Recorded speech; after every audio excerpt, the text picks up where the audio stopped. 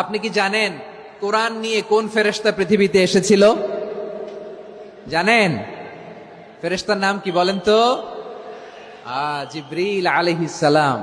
একটু খেয়াল করে শুনেন, কান দুটো খরগোশের কানের মতো খাড়া করে আমার দিকে তাকান। সাইয়েদনা জিবরিল কোরআন নিয়ে এসেছেন, ফলে উনি হয়েছেন শ্রেষ্ঠ ফেরেশতা। বিশ্ব নবীর উপর কোরআন নাজিল হয়েছে, তাই তিনি হয়েছেন শ্রেষ্ঠ নবী। রমাদানে কোরআন নাজিল হয়েছে, তাই রমাদান হয়েছে শ্রেষ্ঠ মাস।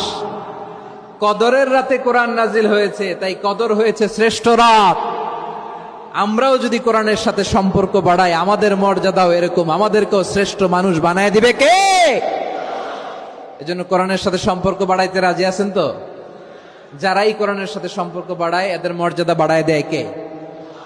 দেখবেন আমাদের হাফেজে কোরআন, তারা ইন্টারন্যাশনাল কোরআন কম্পিটিশনে যে গোটা বিশ্বকে পেছনে ফেলে প্রথম পুরস্কার নিয়ে আসে।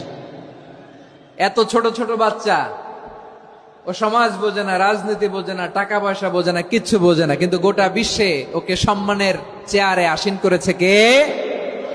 এই কোরআনের সাথে লাগলে আল্লাহ তাআলা সম্মান বাড়িয়ে দেয়। আমার প্রিয় ভাইয়েরা, আসুন আমরা শুরুতেই, আলোচনার শুরুতেই শপথ নেই যে আসন্ন রমাদানে আমরা কোরআনের সাথে নিজেদের সম্পর্ককে মজবুত করব ইনশাআল্লাহ।